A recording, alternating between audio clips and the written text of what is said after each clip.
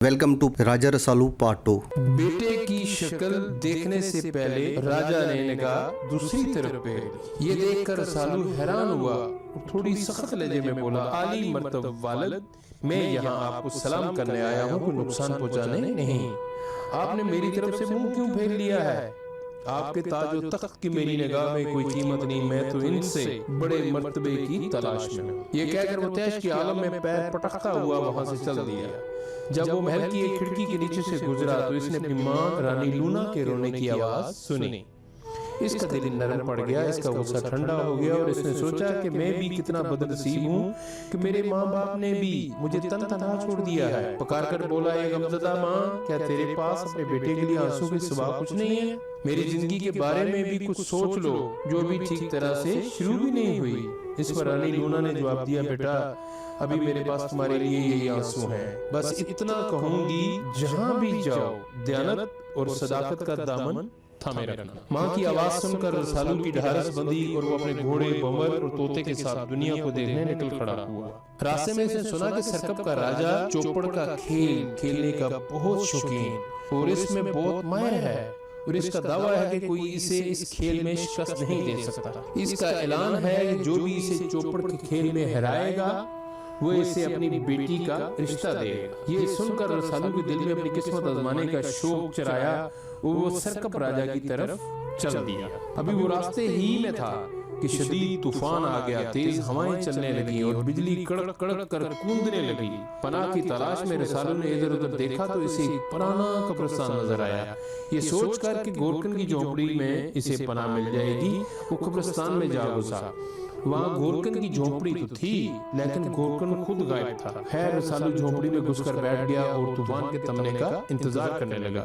थोड़ी देर में तूफान थम गया, रात हो चुकी थी। रसालू ने सोचा कि अब सुबह ही आगे बढ़ा जाए, लेकिन इसका दिल तन्हाई से बहुत घबरा रहा था। वो बाहर निकला तो देखा कि तूफान ने कच्ची कब्र का मुंह खोल दिया है और इसके अंदर एक सरकटी लाश पड़ी नजर आ रही है, जिसके जिस्म पर कफन भी नहीं है। रसालू पहले तो ये सोचकर हैरान हुआ कि कब्र में सरकटी और बेकफन लाश क्यों पड़ी है, लेकिन तन्हाई से वो इस कदर परेशान हो रहा था कि इस वक्त एक लाश का साथ भी इसे गनीमत मालूम हुआ। वो आगे बढ़कर कब्र के पास बड़े पत्थर पे बैठ गया और लाश से बातें करने लगा। देखो मुझ पर कैसा वक्त आया है, रफाकत के लिए एक बेजान और बेरूह लाश के सिवा कोई मुयस्सर नहीं। अगर कहीं खुदा की करनी से तुम में जान पड़ जाए तो शायद मेरी तन्हाई को कुछ मदावा हो सके। रसालू के मुंह से इन अल्फाज का निकलना था कि यकलख्त वो लाश उठकर बैठ गई। रसालू की हैरत का कोई ठिकाना ना रहा। वो बोला, शिद्दत का तूफान आया और आसमान पर अब भी गहरे बादल छाए हुए हैं। इस मौसम में तुम्हें कब्र का साहिबान तो क्या कंधों पर सर, जिस्म पर कफन भी मुयस्सर नहीं। तुम्हारी इस बुरी हालत की वजह क्या है? लाश का सर नहीं था, गोया वो बोल नहीं सकती थी, फिर भी कहीं से आवाज आई, जब मैं जिंदा था तो तुम्हारी तरह का खूबसूरत जवान था और सर पर तिरछी टोपी लगाए अक्सर अकड़ अकड़ कर चलता था। मैंने अपनी जिंदगी खूब ऐशो इशरत में गुजारी, अपने दुश्मनों का बहादुरी से मुकाबला भी किया और जहाँ हो सका गरीबों के काम भी आया। लेकिन आज मैं यहाँ पड़ा हूँ इस हाल में कि ना मुझे कफन मुयस्सर है और ना कब्र की छत, और जिसकी बदौलत इसमें इस हाल को पहुंचा हूँ वो अब भी मजे में है। यूं ही बातें करते करते रात गुजर गई। जब सुबह तुलू हुई तो रसालू ने लाश से कहा, अच्छा भाई अब मैं अपनी राह जाता हूँ, खुदा तुम्हारी मुश्किल आसान करे।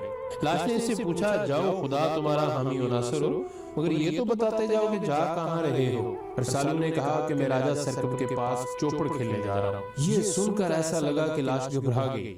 इसने मल्तिजियाना अंदाज में कहा, ए नौजवान, मेरी मान तू इस इरादे से बाज रह, मैं राजा सरकप का भाई हूँ और इसके मकरो फरेब से अच्छी तरह वाकिफ हूँ। लोगों के सर कटवा कर इसे बड़ी मुसरत होती है। चौपड़ के बहाने रोज 2-3 लोगों को मरवा देना इसके लिए आम सी बात है।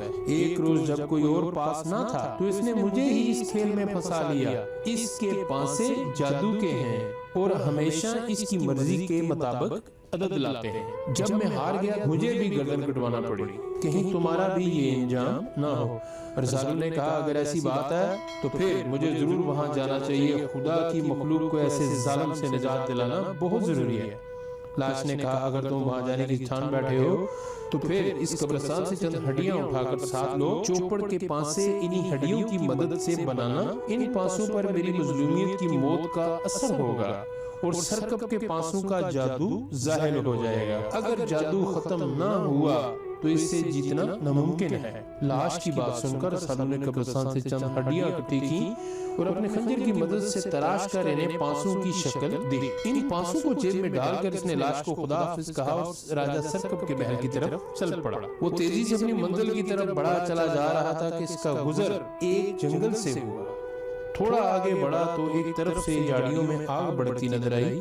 रसूल ने सोचा कि छोटी सी आग है और रात को ही बारिश भी हुई है, आसपास के दरख्त पूरे गीले हैं, आग खुद ही बुझ जाएगी। ये सोचकर वो पास से गुजरने लगा। एक बारीक सी आवाज के कानों में पड़ी, ए मुसाफिर, खुदा के वास्ते मुझे इस आग से बचा ले। रसूल बड़ा हैरान हुआ कि इस छोटी सी आग से भला किसे खतरा हो सकता है।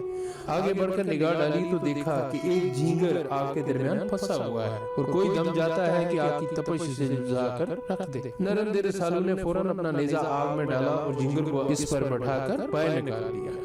झींगर ने तहे दिल से इसका शुक्रिया अदा किया और अपना एक हासा तोड़कर इसे देते हुए बोला, तुमने मुझ पर जो एहसान किया मैं कभी इसका कर्ज नहीं उतार सकूंगा, लेकिन फिर भी अगर कभी तुम किसी मुश्किल में फंस जाओ तो इस हादसे को आग दिखाना, मैं फौरन तुम्हारी मदद को पहुंच जाऊंगा। झींगर की बात सुनकर रसूल मुस्कुराया और बोला, मियां झींगर, तुम इतने नन्हे से हो, भला तुम मेरी क्या मदद कर पाओगे?